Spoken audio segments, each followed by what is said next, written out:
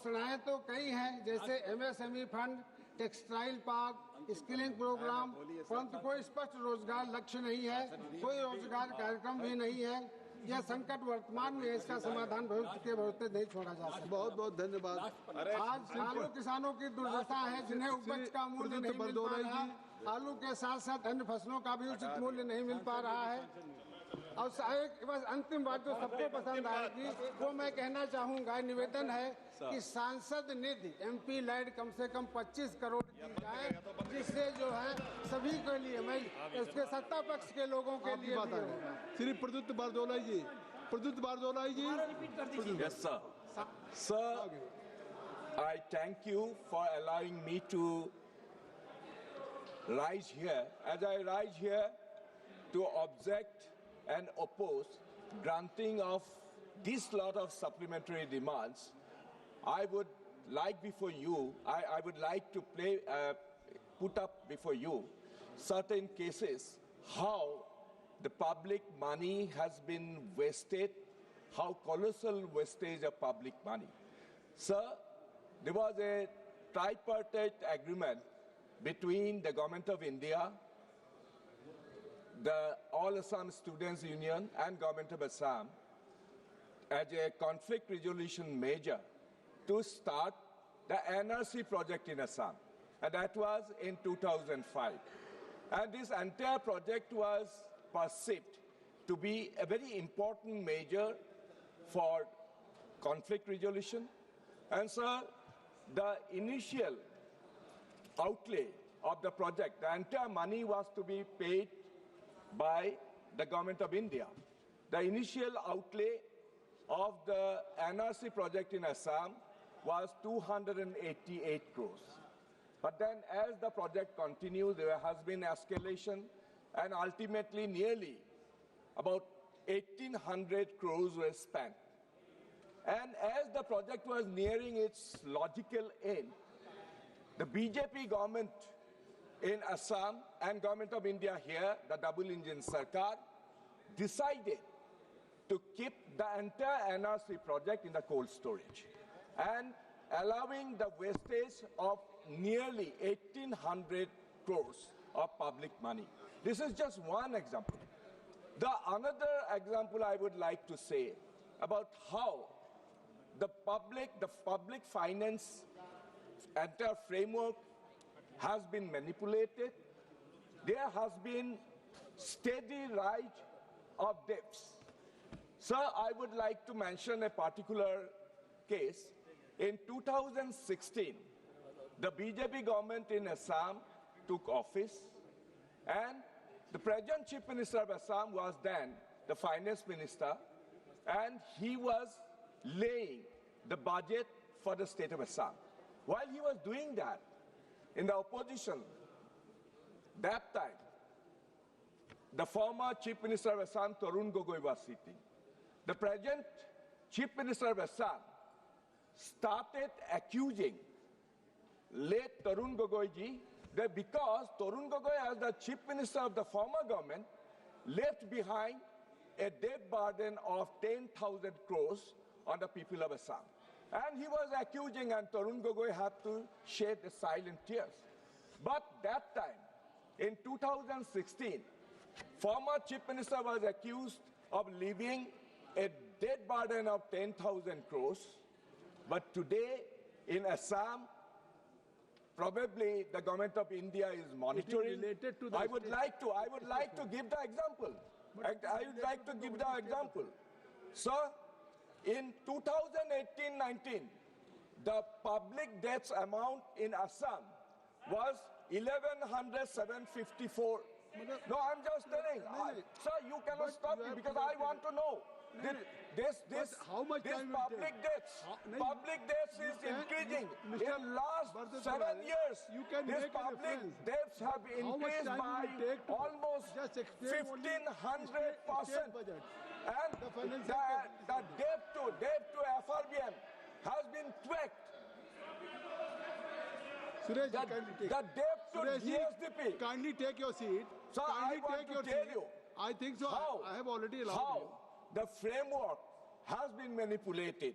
What I'm basically trying to tell you, the FRBM Act has been manipulated in such a way, if earlier the debt to GSDP was 20 to 25%, that has been increased to 35% and above that, in spite of constant warnings from CAG and Reserve banks. But then government of Assam is taking public debts, by raising loans. It is not related. No. This entire system has been manipulated. You are not speaking in Assam Assembly. You are not speaking in Assam Assembly. On the people of Assam. So these are very important I have allowed you. These are very important second batch of supplementary for this demand cannot be ignored. Please kindly confine to on the eve of elections, all these freebies and soaps, all these are being financed by raising debt, by taking loans recklessly. Why can't the government of India monitor and take corrective action? I would like to give you another example. Finance Minister. Please kindly. Sir, please. I'm grateful for the member to have given me the time to speak, and with your permission, he's yielded. I'm glad. And when I reply, therefore, I will have to reply to the points that he's raising on Assam, which means I will be replying on a state matter, even though he's talking about FRBM and Article 293, Government of India can monitor, all that is there. Then, if I talk about other states which are similarly or even worse placed, I hope the opposition does not have an objection. I will reply. I will talk about other states, and I hope the chair will indulge me. If he wants a reply on Assam, I will give a reply on Assam. But that means I will reply on other states as well. I hope that will be all right. That's not actually good. No, Suresh ji, you don't have to be benevolent to me. I want the chair to please take the point of concern that I'm saying. As finance minister, I normally don't stand up here to talk about one state versus another state. This state is better, that state is worse. I don't say that. But if I have to answer the honorable member here on one state, does it give me the right to talk about other states? Say which state is bad, which state is good? I think talking about state finances, even though the member may be interested, we are talking about supplementary demand for grants. Why are they straying everywhere else and not talking on the supplementary demand, sir? I would want you to please draw the members' attention to come back to the subject. Come back to the subject. Mr. Suresh, you are a very senior member. I think so under federal state. Mr. Vishal Patil ji, kindly take your seat. माननीय वित्त मंत्री जी ने जो कहा है, इस सदन में जब कभी कोई माननीय मंत्री अगर किसी राज्य की बात करते हैं, उस समय राज्यों के सांसद कहते हैं आप प्रतिपक्ष के साथ ये संघीय ढांचे के खिलाफ है और आप हमारे राज्य के इस विषय पे इस तरीके से नहीं कह सकते। तो अगर आज आसाम की बात वो उठा रहे हैं तो माननीय मंत्री जी यही कह रहे हैं कि फिर अगर मैं आसाम का जवाब दूंगी तो और भी राज्यों में होगी। तो I think so there will be set parameter. Only I want to place before you because these are very important glaring instances. You have to confine to only second batch of supplementary for demands of grants. Please, you must confine. This is what I want to tell you. Sir, I think okay. Sir, I am just bringing another topic. Assam Assembly. Sir, I am trying to bring you another topic. You can make example. Mr. Suresh, kindly take your seat. Please kindly take your seat. Mr. Suresh, what do you want to say? Sir, what do you want to say? Sir, Chair has told you that confine the supplementary demands scans only. So other members from ruling party, they are also confined the supplementary demands grants only. Okay. Okay. You are not allowing to us. They are allowing everything they can say in the house. That is not good. No, I agreed on your viewpoint. I will just in future, I will caution to everybody he should confine only to the second batch of the supplementary demand for grant. You are saying correct. Mr. Bardut Pradhan. Yes. Now your senior leader has advised you that you should be confined to the only demand for grants. Sir, I would like to... Yes, Finance Minister, I am not Sir, sure. I have no difficulty listening to any honorable member wanting to speak about a topic which they think it may relate to the current subject in our hand, which is the supplementary demand for grants. Suppose the member says, no, this relates to the supplementary demand for grants, and therefore I will raise the issue, just as the honorable member Patil ji, the independent member sitting there, also spoke. I am asking for a kind of understanding in the House. If we are listening to that, where the member thinks the subject that he is raising is related to supplementary demand for grants, and he expects, let us say, I don't know, but he expects me to respond, then I have a problem in that I'm going to respond to a state-related issue which the honorable member thinks that it has a relevance to the supplementary demand for grants. In which case I'll have to... I'm surprised to see honorable member Kodikunil Suresh getting up and defending it. Will he defend when I talk about Kerala then?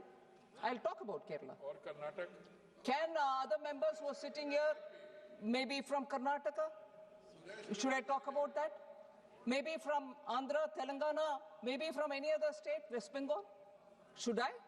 So it cannot be just because I'm in the opposition, I will raise an issue somehow, tenuously link it to the subject at discussion, and then when the minister comes to answer, disappear, walk out, or protest, or shout the minister down. It can't be one way, sir.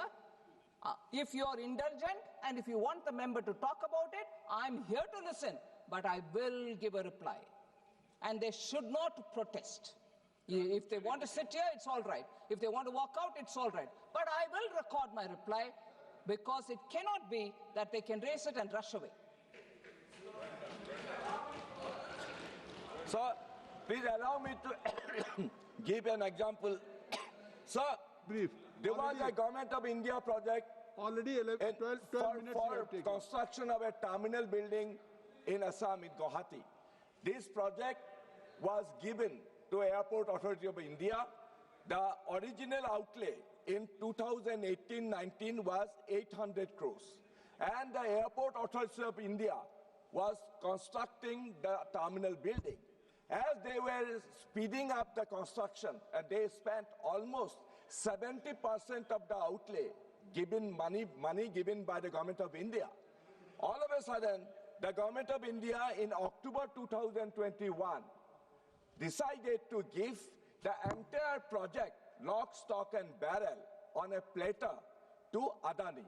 And given that for 50 years, no sir, I'm just saying, I would like to know, because initial expenditure, the entire infrastructure that was constructed with the public money has been handed over to Adani in 2021. So what happened to that money? So obviously these examples have to be given.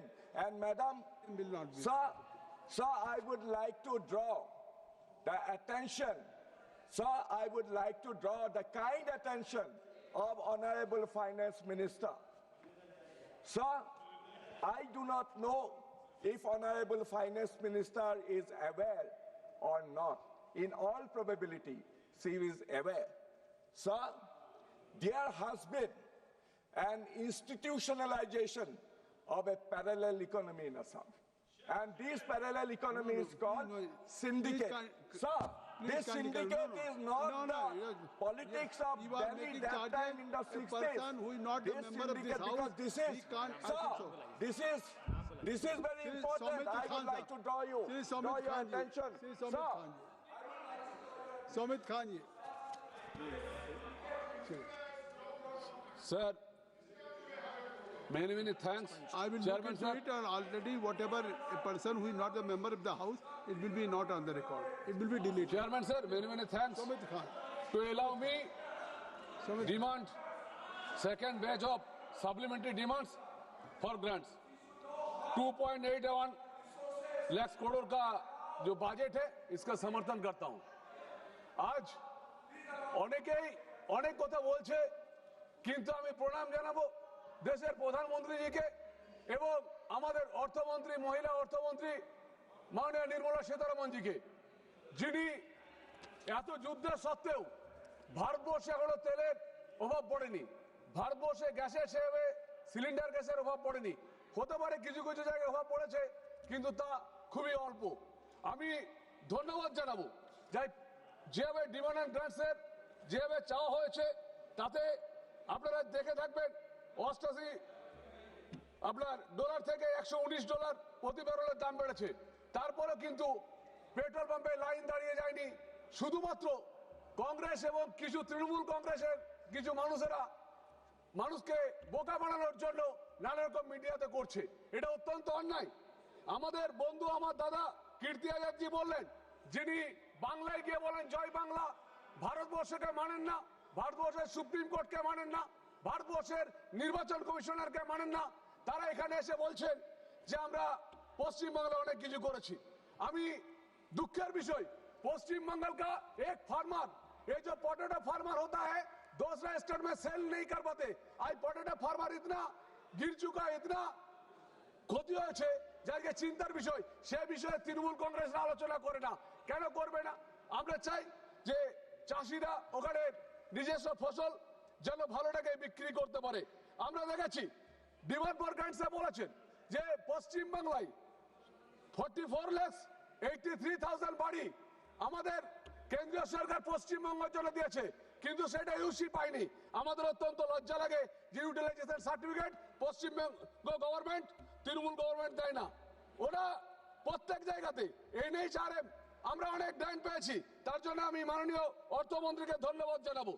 আমাদের দুঃখের বিষয় যে ঘর ঘর জল আমরা যেটা বলছে যে জল জীবন মিশন, সেই মিশনের জন্য কেন্দ্রীয় সরকার যে সমস্ত টাকা দিয়েছে, তারপরেও পশ্চিমবঙ্গ সরকার সেই টাকার পর্যন্ত ইউটিলাইজেশন সার্টিফিকেট দেয়নি। আমাদের কাছে খুব দুঃখের বিষয় যে পশ্চিমবাংলায় যে সমস্ত সাংসদরা এখানে অনেক কিছু বলে, কিন্তু দেখা যায় যে তাদেরও এমপি লেটার ইউসি পর্যন্ত না দিতে পারেন না। আজকে পশ্চিমবাংলায় 49% স্কুলে হেডমাস্টার নেই, শিক্ষকের মেরুদণ্ডটা ভেঙে দিয়েছে এই পশ্চিমবঙ্গ সরকার। আমরা তাও কেন্দ্রীয় সরকারের অনেক আশা পেয়েছি। কিভাবে পেয়েছি না, রেলে আমরা 13,000 কোটি টাকা মাননীয় রেলমন্ত্রী এবং আমাদের অর্থমন্ত্রী স্যাংশন করেছেন। আমরা কলকাতায় প্রথম মেট্রো রেল আমরা গঙ্গার নিচে দিয়ে চলছি, আমাদের কাছে অনেক আনন্দের বিষয়। আমরা পেয়েছি শিলিগুড়ি থেকে বেনারস বুলেট ট্রেনের জন্য আমরা এইবার গ্রান্ট পেয়েছি। আমরা দুর্গাপুর ইন্ডাস্ট্রিয়াল হাব, যেটা নিয়ে কীর্তি আজাদ ভাই বলছিলেন যে দুর্গাপুরের জন্য কিছু করেনি, আমি বলতে চাই দুর্গাপুর ইন্ডাস্ট্রিয়াল হাবের জন্য অনেকগুলো কাজ হয়েছে। দুর্গাপুর থেকে কলকাতা এলে মাত্র 2 ঘন্টায় পৌঁছানো যায়, যা কখনোই ভাবা যায়নি আগের সরকারে। আমরা দেখেছি মোসাগ্রাম টু বুয়াইচন্ডী আমরা মোসাগ্রামের কানেকশন পেয়েছি, আমরা বিষ্ণুপুর তারকেশ্বর রেলপথ পেয়েছি, আমরা প্রত্যেক বেনারস থেকে কলকাতা যাওয়ার নতুন হাইওয়ে হচ্ছে, আমরা গ্রান্ট পেয়েছি। কিন্তু দুঃখের বিষয় পশ্চিমবাংলায় জমি দেওয়া যায় না। আলু চাষিদের যেমন আলুটাকে বাইরে বিক্রি করতে দেয় না, আলু চাষিদের আজকে প্রতি বিঘা পিছু 12,000 টাকা লস। আপনারা এখানে সংসদে অনেক কথা বলেন, কিন্তু দুর্ভাগ্যের বিষয় এই সাংসদরাই ওখানে যে রাজ্য সরকার আছে সেই রাজ্য সরকার বিরোধীদের কথা শোনে না, সেখানে কোনো কথা বলতে দেয় না। ৭৭টা MLA আছে কিন্তু কোনো কথা বলতে দেয় না। আমাদের এখানে লোকসভায় তো আমরা বলতে পাই। আজকে আমি ধন্যবাদ জানাবো যে প্রত্যেক জায়গায় যেভাবে ডেভেলপমেন্ট হচ্ছে, এবং সবচেয়ে দুঃখের বিষয় যে আজকে নির্বাচন চলছে, সেই নির্বাচনে আজকে জ্ঞানেশ কুমারকে হাঁটানোর জন্য অন্যরা উঠে পড়ে লেগেছেন, কিন্তু গতকালই আমাদের ভারতীয় জনতা পার্টির কর্মী গুলি খেয়েছে। সে নিয়ে কিন্তু তৃণমূল কংগ্রেসের সাংসদরা কিছু বলছেন না, তারা শুধু বলছেন জ্ঞানেশ কুমারকে হাঁটাও। আপনি বলুন, মৃত ভোটারকে ভোট দিতে বলছে, খুব লজ্জার বিষয় যে তৃণমূল কংগ্রেসের এখানে সাংসদরা বলছে মৃত ভোটার ভোট দেবে। কেন দেবে? যারা মারা গেছে তারাও ভোট দিচ্ছে। আমাদের কাছে খুব লজ্জার বিষয় যে পশ্চিম বাংলায় শুধুমাত্র ভুয়ো ভোটার তৈরি হচ্ছিল, সেই ভুয়ো ভোটারকে বন্ধ করেছেন নির্বাচন কমিশনার। তার জন্য আমরা দেখলাম পশ্চিমবাংলায় 6 দিন ধরে রাজ্য সরকারের মুখ্যমন্ত্রী নাটক করেছেন। আমরা দেখলাম পশ্চিম বাংলায় আমাদের দেশের মহামহিম রাষ্ট্রপতি আমাদের দ্রৌপদী মুর্মুজিকে সংবর্ধনা পর্যন্ত দেওয়ানি রাজ্য সরকারের তরফ থেকে। তাকে যে জায়গায় অনুষ্ঠান করাতে ছিল সেই জায়গা থেকে অন্য জায়গায় অনুষ্ঠান করার জন্য তাকে পাঠিয়ে দেওয়া হচ্ছে। এটা অত্যন্ত লজ্জার। পশ্চিম বাংলায় কোন রকম ডেকোরিয়াম মানে না।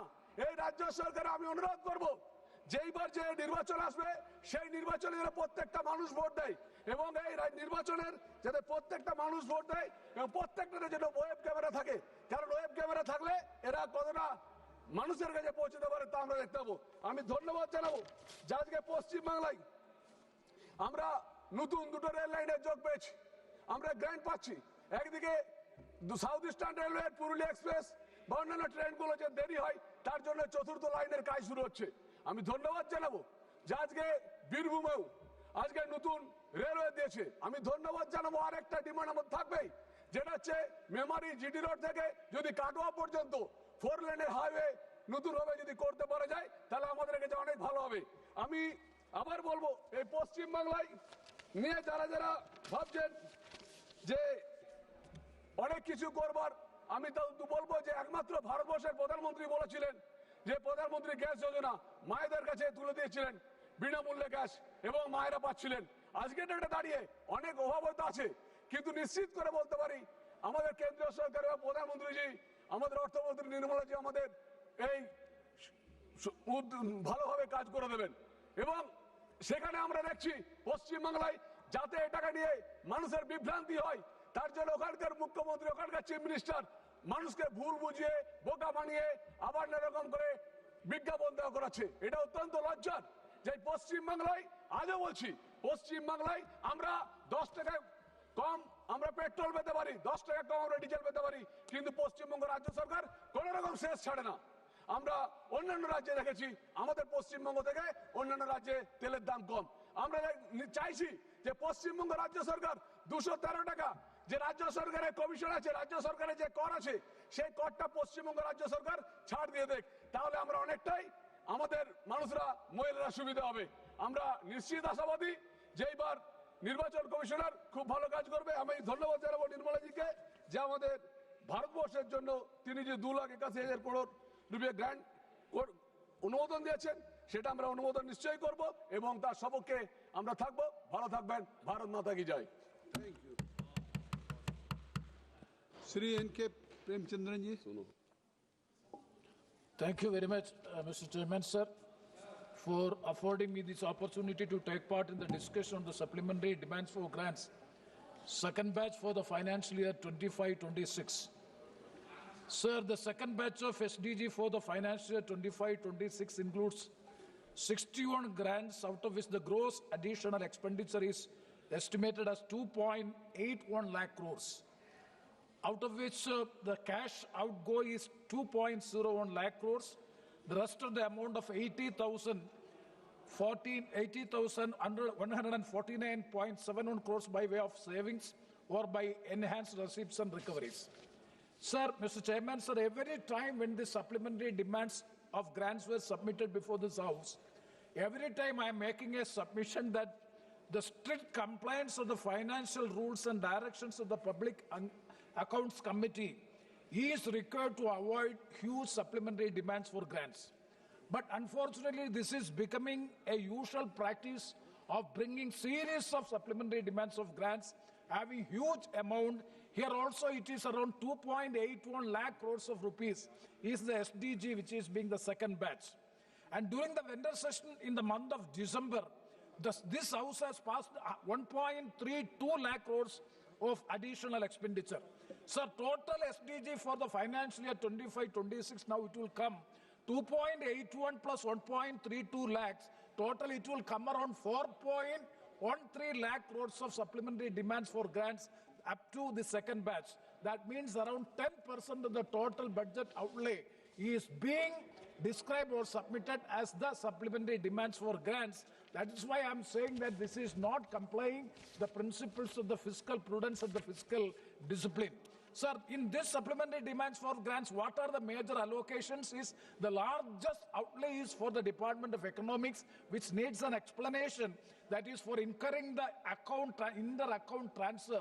That is the amount which is being earmarked, and fertilizer subsidy and the food subsidy. Sir, out of this additional allocation for fertilizer subsidy, maybe partly due to the oil prices rising above original estimation due to the West Asian war crisis, we can understand. What is the justification for other demands, in particular the other demands, that is a Department of Economic Affairs as well as this food subsidy as well? It is well known to the ministry and the officials that it may come, but unfortunately it is not done. Coming to the fertilizer ministry, the SDG, that is 19,000 crores fertilizer subsidy as the supplementary estimate is being given. I do support the subsidies and grants, but strongly oppose the way by which it is being submitted to this House for approval or for voting. Sir, for example, the union government had estimated 1.6 lakh crores for fertilizer subsidy for the financial year 25-26. This is lower than that of 1.91 lakh crores of subsidy bill in the previous year.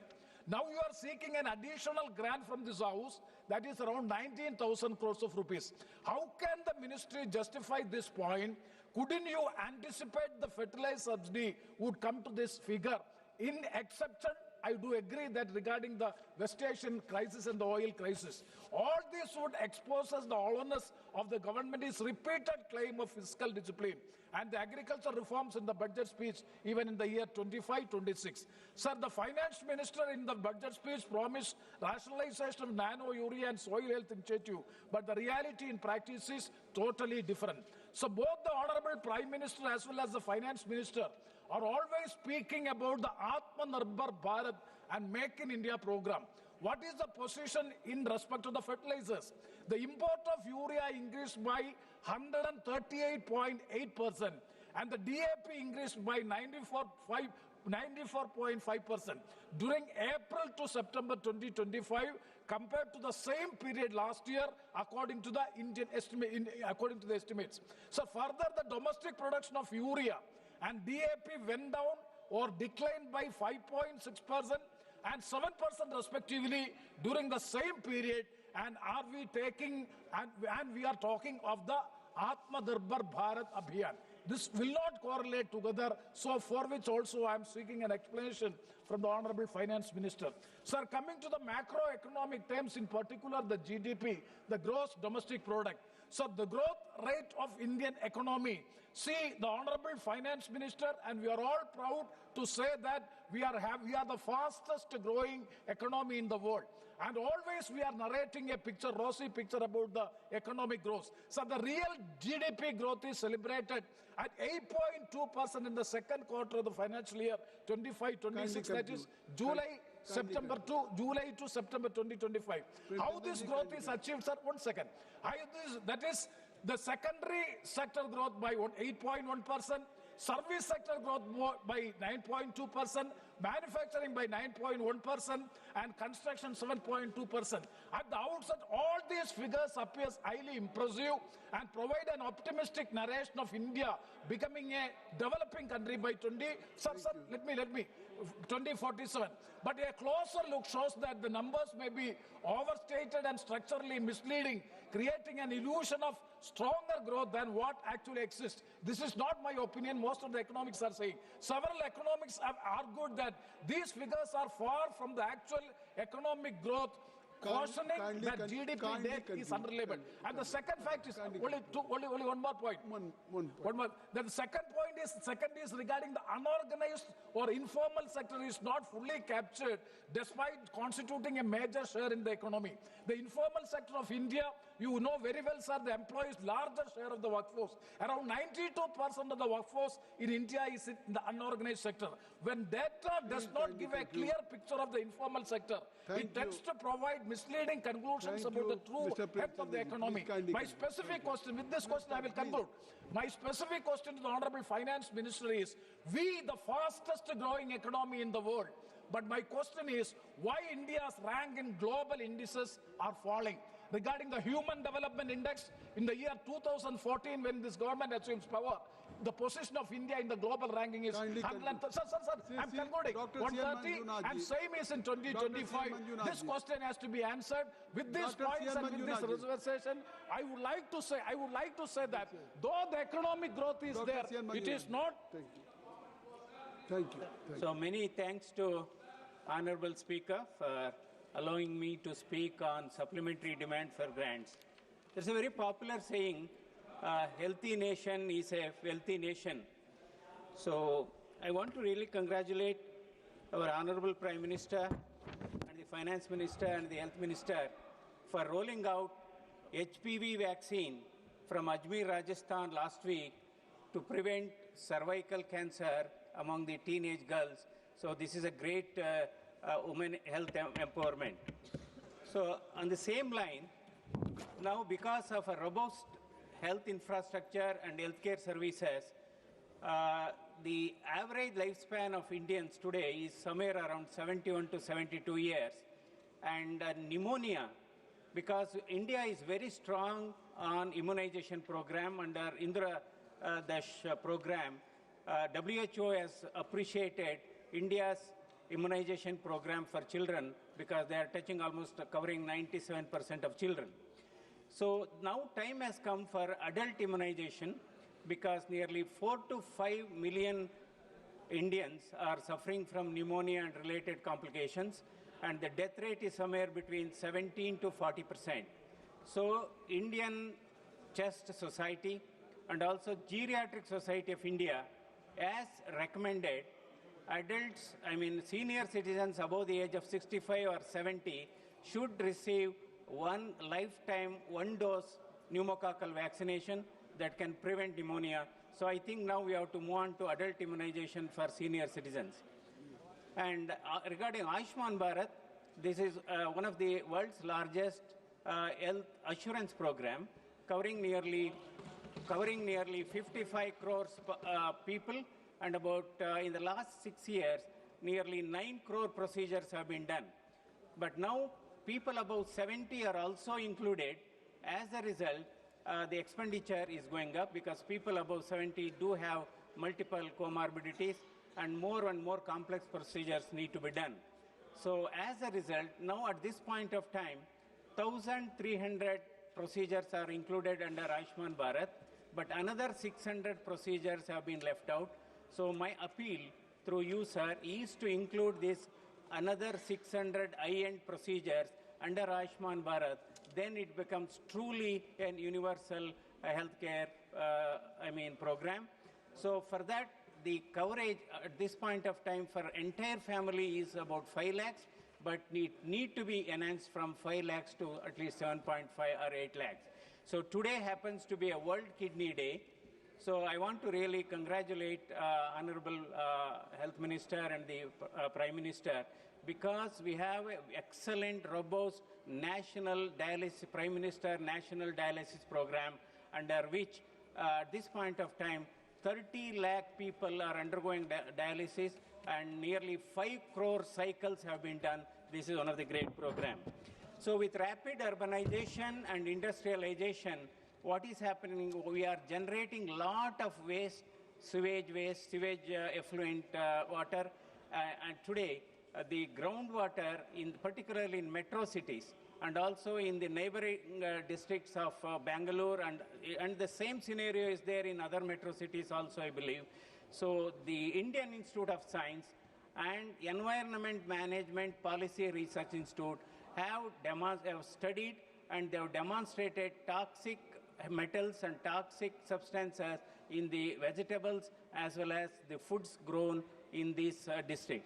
So time has come. We need to give same importance as we're giving to the hospitals or the healthcare.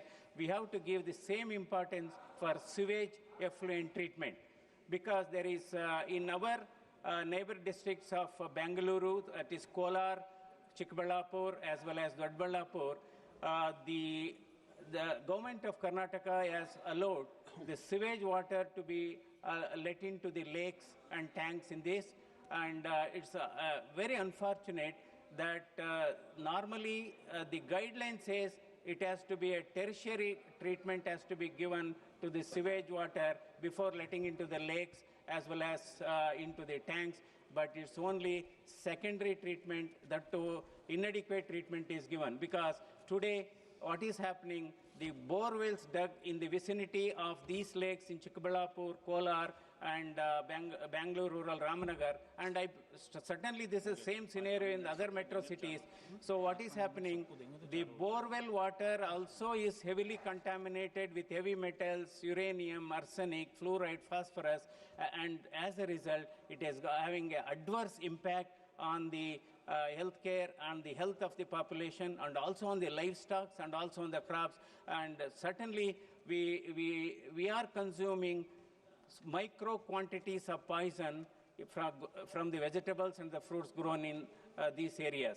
So I urge upon the Ministry of Environment and also the Ministry of Jal Shakti, the Ministry of Health and Family Welfare and the Central Pollution Control Board to upgrade all secondary STPs to tertiary level treatment so that you can improve the health of the population. Because health for all can be achieved not only by hospital or by a robust health infrastructure.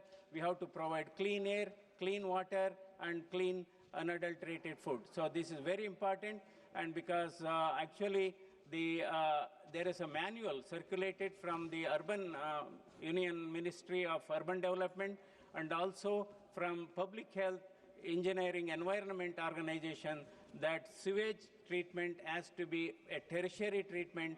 Otherwise, probably we are, because today what is happening, 60% of deaths in India is due to all these diseases. Earlier, children were bringing parents for the treatment of these diseases. Today, parents are bringing their children in the age group of 20 to 40 for all these things. So we have to give importance for sewage treatment, and sir, just a couple of demands. So between Bangalore to Mysore Express Highway, which is stretches about 150 kilometers, there is no rest area at all in between this entire 140 kilometers. So I urge through you, sir, the Ministry of Surface Transport to have a rest area, because the district administration of Ramnagar has identified 8.5 acres of land for this rest area. They have to develop this rest area. Along with that, they can put up a silk museum as well as toys park, because this Ramnagar is considered to be city of toys, and it is city silk city. So these are this thing. And also there is in our area, there is a huge animal elephant conflict. As a result, farmers' crops are being destroyed by elephants, and also farmers are dying. And I urge upon the Ministry of Forest and Environment to release some funds to erect the barricade in this area from the Campa Fund. Thank you very much. Sri K. Suresh ji. Thank you, Chairman, sir. Give me opportunity to participate in this supplementary demands grants discussion. I am very thankful to Honorable Prime Minister, Honorable Finance Minister sitting in this House during this debate.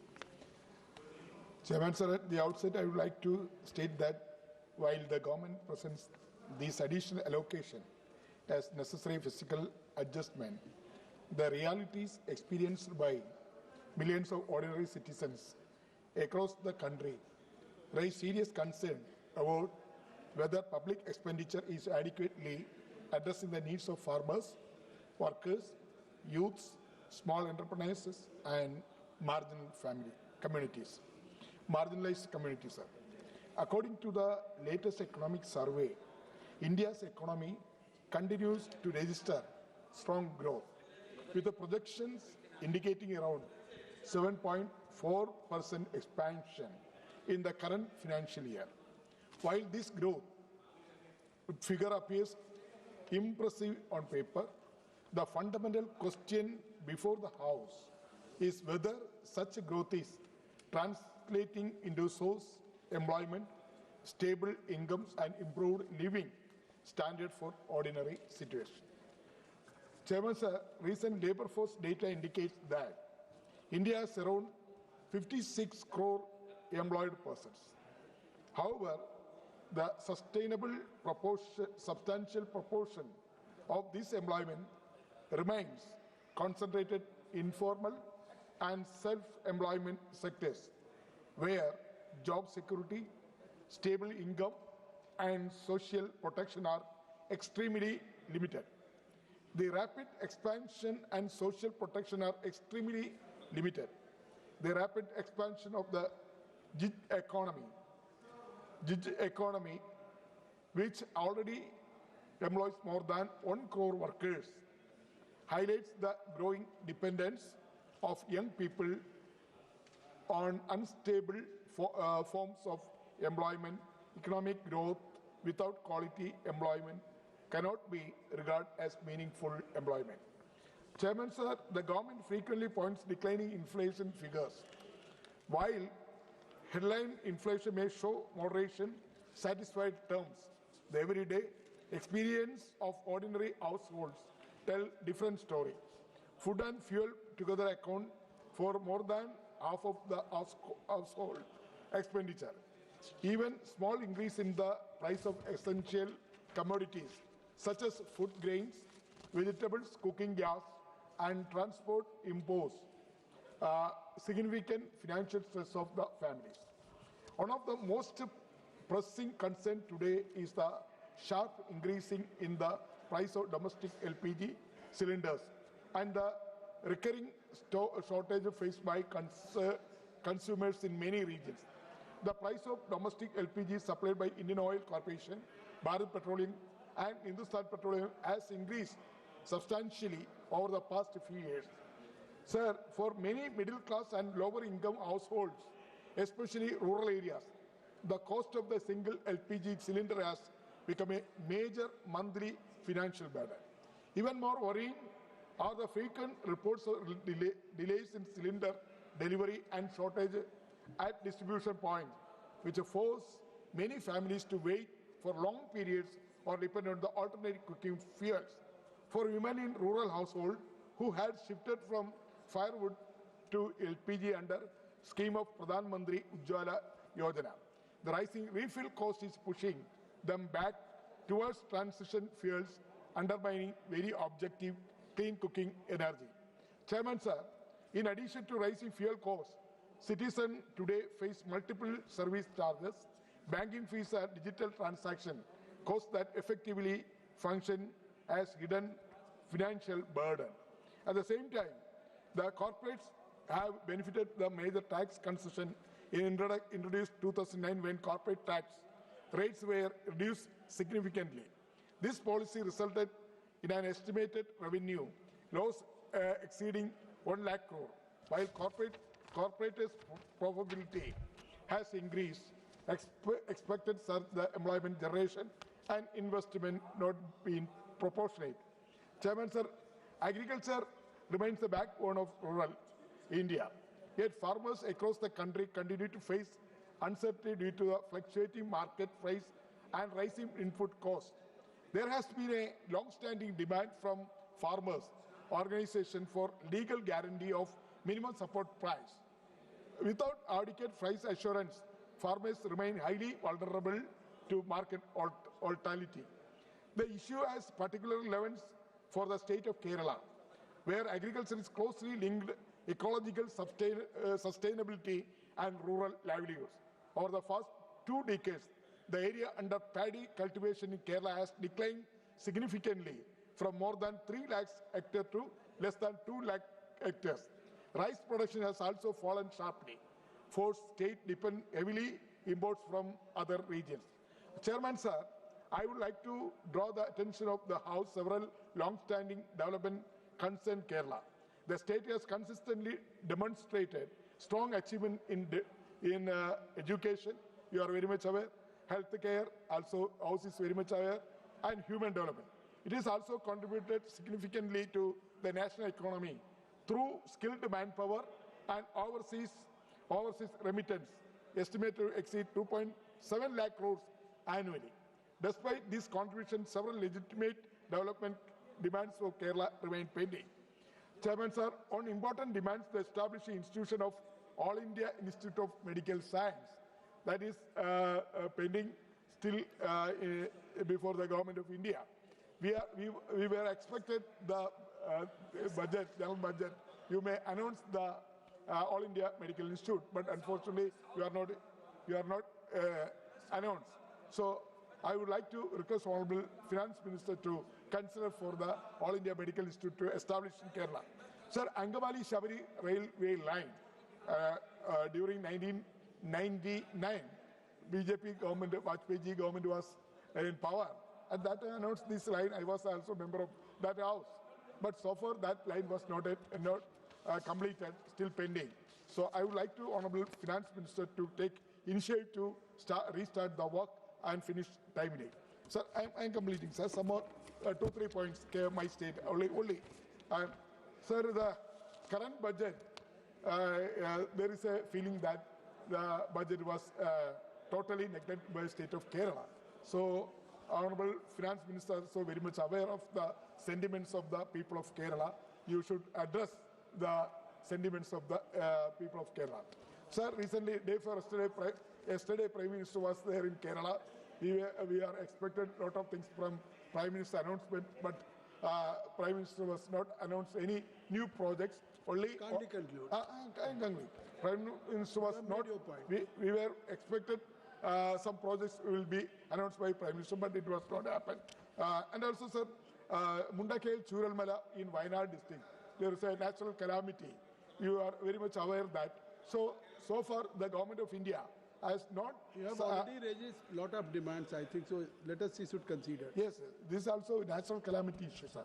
Please so recently, very serious natural calamity has happened there in Wayanad, Churalmala, Mundakai. But so far, the government of India has not given any financial support for the rehabilitation of the Churalmala, Mundakai.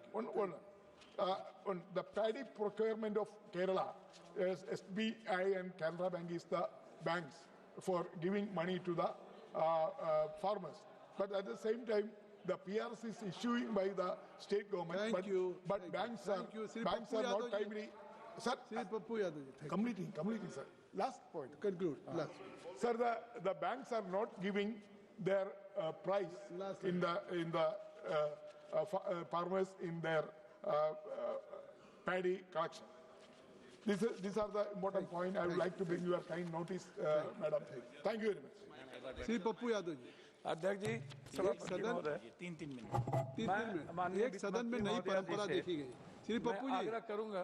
Pappu ji, आप बहुत senior member, एक सदन में नई परंपरा देखी गई है कि किसी भी सीट से कोई सदस्य बोल रहा है, चेयर से परमिशन भी नहीं लेता कि साहब मैं अपनी सीट पे नहीं। थैंक यू, सॉरी, आगे ले लें। सॉरी, मैं कभी ऐसा नहीं किया इनके करने, सॉरी। AI सेंटर्स के लिए 100 करोड़ का प्रावधान आपने किया है, लेकिन इसको बहुत विस्तारित करने की जरूरत है। 3 मिनट। प्रति वर्ग फुट 1,600, 3,500, जो 8,000, 15,000 वर्ग फुट प्राइमरी स्कूल के लिए 1.2, 3.2 करोड़ तक करने की जरूरत है। कुल मांग 1,000 हाइब्रिड स्कूलों के लिए 30,000 करोड़, लगभग औसत 30 करोड़ प्रति स्कूल, जिसमें निर्माण, टैंक, इंफ्रा, मेंटेनेंस शामिल है। इसमें ग्रामीण क्षेत्रों में डिजिटल डिवाइड कम होगा और NEP के 50% GER लक्ष्य हासिल करने में आपको सहयोग मिलेगा। हाइब्रिड स्कूल, वो जो ऑफलाइन परंपरागत क्लासरूम है, कोविड के बाद इसकी जरूरत थी। PME विद्या जैसे कार्यक्रम, प्राइमरी स्कूल 400 से 600, निर्माण लागत 5.20 करोड़, जिसमें क्लासरूम, लाइब्रेरी, बेसिक सुविधा। सेकेंडरी स्कूल 600 से 1,000, 15.20 करोड़, जिसमें science lab, computer lab, auditorium. Hybrid सुविधा के अतिरिक्त खर्च, smart classroom, high speed internet, tablet, laptop, AI आधारित लर्निंग टूल्स, वीडियो कॉन्फ्रेंसिंग के लिए प्रति स्कूल 5 से 10 करोड़ अतिरिक्त। 2026 में मात्र 100 करोड़ का आपने AI के किया। और हम इसमें बिहार का बंटवारा जब हुआ तो जो कोसी, सीमांचल, पूर्णिया है, झारखंड का इलाका है, वो बहुत इंपॉर्टेंट है नेपाल, बांग्लादेश होने के कारण। दूसरी चीज, किसानों के मत के लिए मेरा मैडम आपसे रिक्वेस्ट ये है कि आप यूरिया को या गैस कंपनी को, अन्न को आप सब्सिडी देते हैं, ऑर्गेनिक की बात करते हैं, डायरेक्ट किसान को हम सब्सिडी क्यों नहीं देते? हम किसान को दे सकते हैं, हम क्यों गैस कंपनी को देंगे? हम क्यों देंगे यूरिया को जब आप यूरिया को खत्म करना चाहते हैं, जो मेरे लिए जहर होता जा रहा है। फॉस्फेटिक और पोटासिक उर्वरक क्या अतिरिक्त सब्सिडी इस पर देने की जरूरत है। मैडम, पीएम गरीब कल्याण योजना, अनाज सब्सिडी, SC ST विकास योजना के तहत अतिरिक्त राशि 23,000 करोड़ गरीबों के राशन कल्याण योजना के लिए मजबूत करने की जरूरत है। जब तक आप नहीं देंगे वो आगे नहीं बढ़ेगी। दूसरी चीज मैडम, इकोनॉमिक एस्टेब्लिशमेंट फंड जो 1 लाख करोड़ रुपया का बड़ा प्रावधान इंटर अकाउंट ट्रांसफर के लिए वैश्विक अस्थिरता, जो युद्ध जब मैडम कोई भी दुनिया में होती है तो इसका सबसे ज्यादा उद्योगपति, पूंजीपतियों और मुनाफाखोरों को मिलता है। इसकी पूरी बेनिफिट आप उठा करके मैडम आप उठा के देख लें। कोई भी युद्ध में आप इसको अभी देखिए मैडम, सभी जहाज के जो आप इस सूझ को कहिए, भाड़ा है उसको बढ़ा दिया। हनुमान बेनीवाल जी हैं, चंद्रशेखर जी हैं, तो मैं वही सूझ को कहिए। सर मैं लास्ट करने मैं बात ही कर रहा हूँ। मैडम, प्रधानमंत्री सड़क योजना मैं चाहता हूँ उसमें अधिक से अधिक फंड हो। पूर्णिया में, कोसी सीमांचल और बिहार में बदलने के बाद प्रधानमंत्री सड़क योजना में लगभग फंड नहीं गए। मैं अपने क्षेत्र और बिहार के बंटवारे के बाद आपसे रिक्वेस्ट करना चाहूंगा, पूर्णिया में IIT IIM मैं चाहता हूं कि आप जरूर बिहार के हित में, बंगाल और को हित में देखते हुए सीमांचल अभी होम मिनिस्टर गए थे, मांग कर लीजिए। इसीलिए मेरा डिमांड है आपसे, एक एम्स का मेरा डिमांड है आपसे कि आप एक एम्स हाई कोर्ट बेंच हर स्टेट में है, बिहार में नहीं है, इसलिए एक हाई कोर्ट बेंच आपके नॉलेज में रहनी चाहिए। IIT भी लेंगे, एम्स भी लेंगे। मैं बात करता हूँ, देखिए मेरा मखान को लेकर के है मैडम, मखान को लेकर के मैडम है कि मखान को लेकर के आप विशेष एक पैकेज सीमांचल, कोसी, मिथिला, पूर्णिया को, जो कटिहार को सबसे ज्यादा एक विशेष पैकेज। धन्यवाद तो दीजिए कि मखाना बोर्ड एस्टेब्लिश किया है फाइनेंस मिनिस्टर। भैया सारे हमको दो, मैं मक्का के लिए मैडम, चूंकि हमारे यहाँ जो आपने सबसे अधिक इथेनॉल की फैक्ट्री दी थी, मैं कम कर रहा हूँ, खत्म कर दिया, 5 मिनट। एथेनॉल की फैक्ट्री लगभग बंद हो गई है। मक्का किसानों की कीमत अमेरिका के हनुमान बेनीवाल जी, श्री हनुमान जी अब हो गई। श्री हनुमान बेनीवाल जी, हम चाहते हैं कि सबको अवसर मिल जाए। श्री हनुमान जी, बहुत बड़ी स्थिति बुरी है। एथेनॉल फैक्ट्री को आप और सब्सिडी देके बिहार के बहुत धन्यवाद किसान को एथेनॉल के मैं लास्ट करना चाहूंगा। अब हनुमान मैं लास्ट करना चाहता हूँ, 1 मिनट मैडम। सबसे ज्यादा बिहार ड्रग्स से, सूखा ड्रग्स से प्रभावित हो गया है। मैं चाहता हूँ 90% 80% जो बच्चे सूखा से हो गया प्रभावित, हनुमान बेनीवाल जी आप बोलिए, किसी कीमत पर आप अधिक हनुमान बेनीवाल उसको दे करके हनुमान बेनीवाल बढ़ जाइए। हनुमान बेनीवाल जी, अब नहीं, श्री हनुमान बेनीवाल जी हो गए। श्री हनुमान बेनीवाल, हनुमान जी आप बोलिए, हनुमान बेनीवाल जी बोलिए। नहीं हो गई, नहीं हो गई।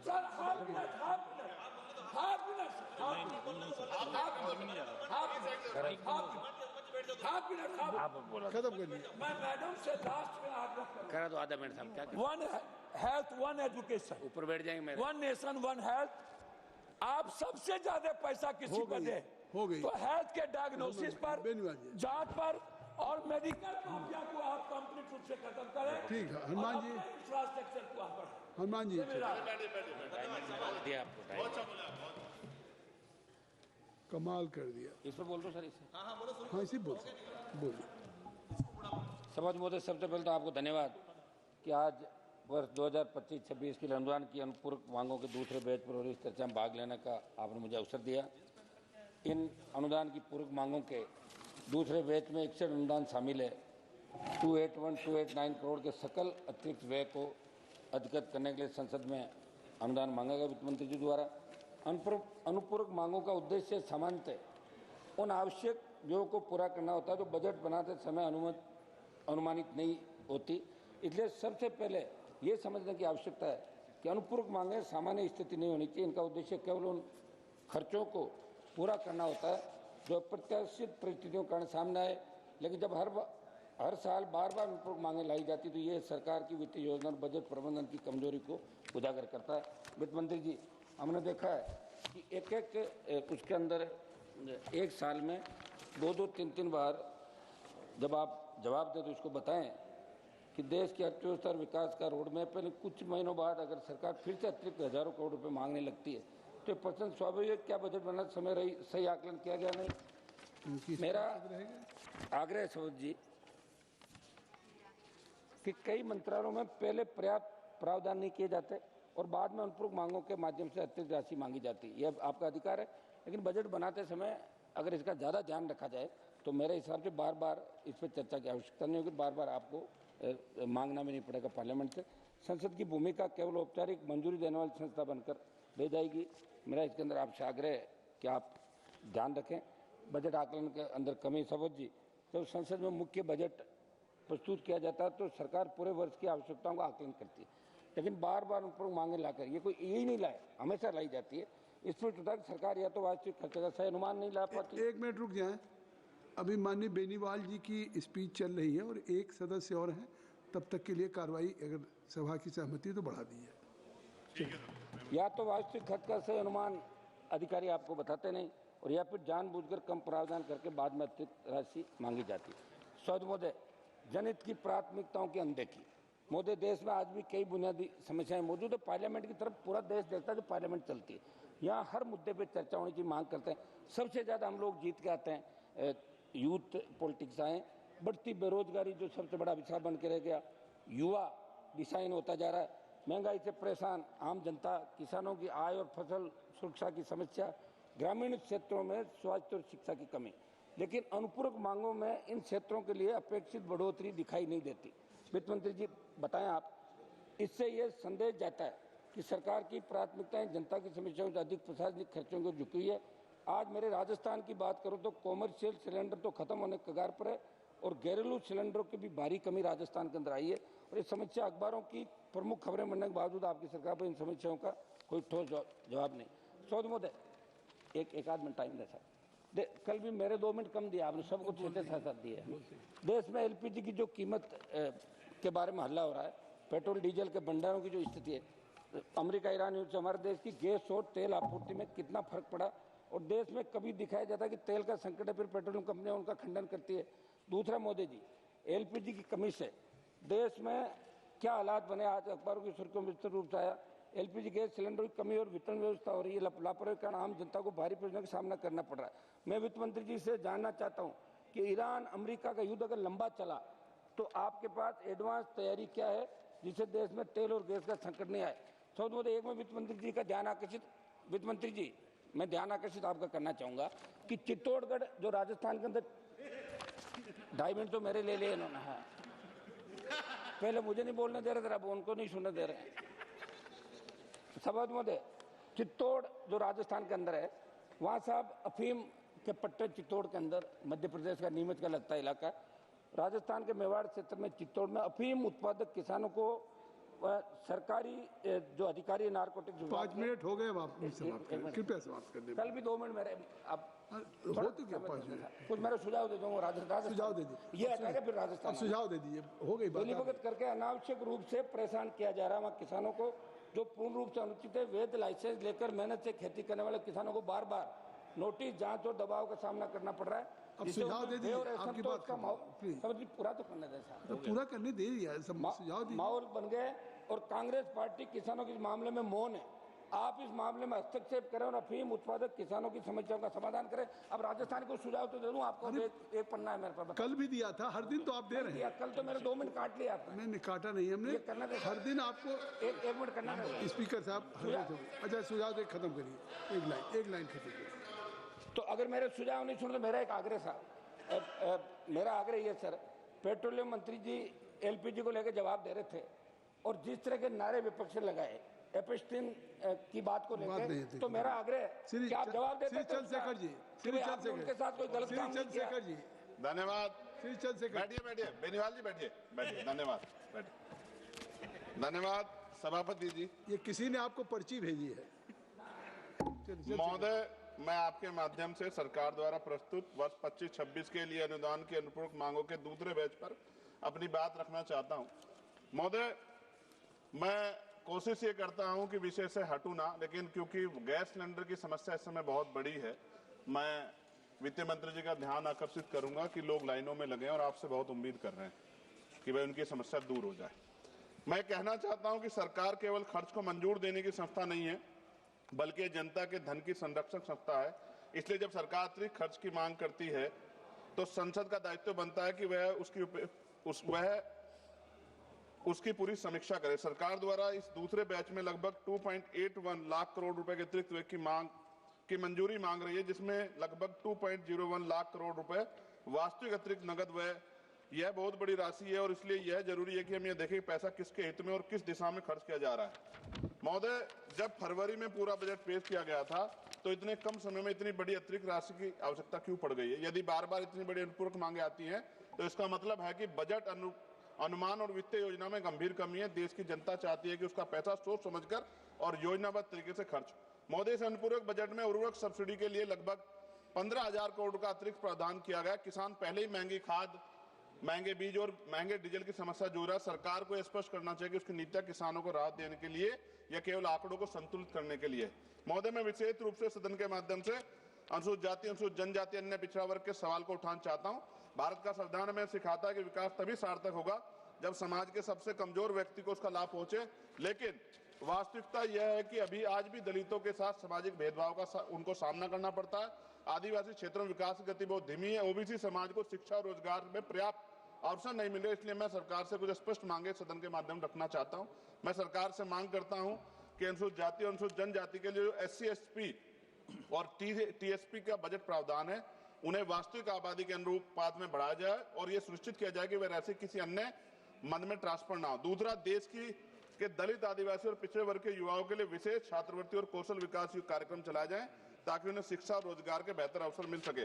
साथ साथ सरकारी नौकरियों में आरक्षण में जो रिक्त पद हैं उनको तुरंत भरा जाए। देश में लाखों पद ऐसे हैं जो वर्षों से खाली पड़े हैं।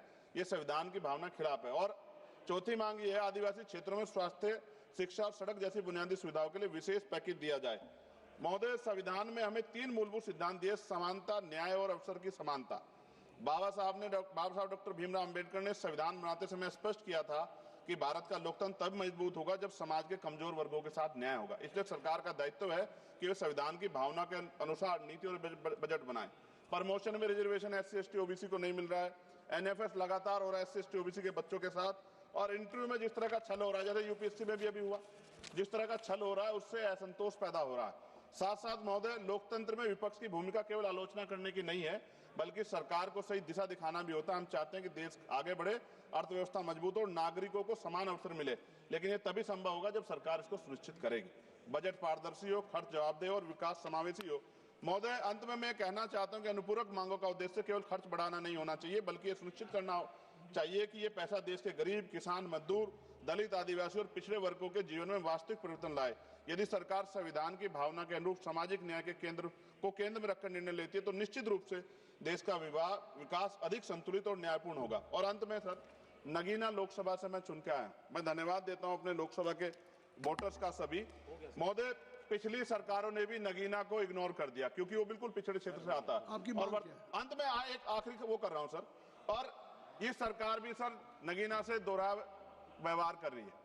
महोदय, हमारे यहाँ रोजगार की समस्या, पलायन करना पड़ता है। कोई मुंबई जाता है, कोई हैदराबाद जाता है, कोई दिल्ली आता है, और मेडिकल सुविधाएं बिल्कुल नहीं। मैंने पिछली बार भी वित्त मंत्री से मांग की कि एम्स बन जाए हमारे यहाँ। अपने जो स्वास्थ्य मंत्री उनसे मांग के सर विस्तार में कभी अगर जाके देखें, मैं आग्रह करूंगा, निमंत्रण भी दे रहा हूं कि आप कभी आइए नगीना। आपको देख के ऐसा लगेगा कि उससे इतना बड़ा छल हुआ कि वहां की जनता को जानवर माना गया। इसलिए मैं आपसे वहां का प्रतिनिधि होते के नाते कहना चाहता हूं कि वहां अगर आदमी, चेयरमैन सर, अगर आदमी बीमार हो जाए, उसको इमरजेंसी पड़ जाए तो इतना हॉस्पिटल जाएगा, इतना मर जाता है, लोग तड़पते हैं। इसलिए मैं आपसे आग्रह कर रहा हूं। और मैडम, ये मेरा नहीं है, अपना नहीं है, ये हमें तो यहाँ एम्स में मिल जाएगा, लेकिन उनको इलाज मिले, इसलिए आपसे कह रहा हूँ कि नगीना के लोगों के बाद सोचा जाए, हमारे रोजगार की व्यवस्था हो जाए, उद्योग क्षेत्र लग जाए तो लोगों, वहाँ के बच्चों को रोजगार मिलेगा और वो आपको धन्यवाद देंगे। धन्यवाद सर। जय भीम, जय भारत। सभा की कार्रवाई शुक्रवार 13 मार्च 2026 को प्रातः 11 बजे तक के लिए स्थगित किया जाता है। Thank you.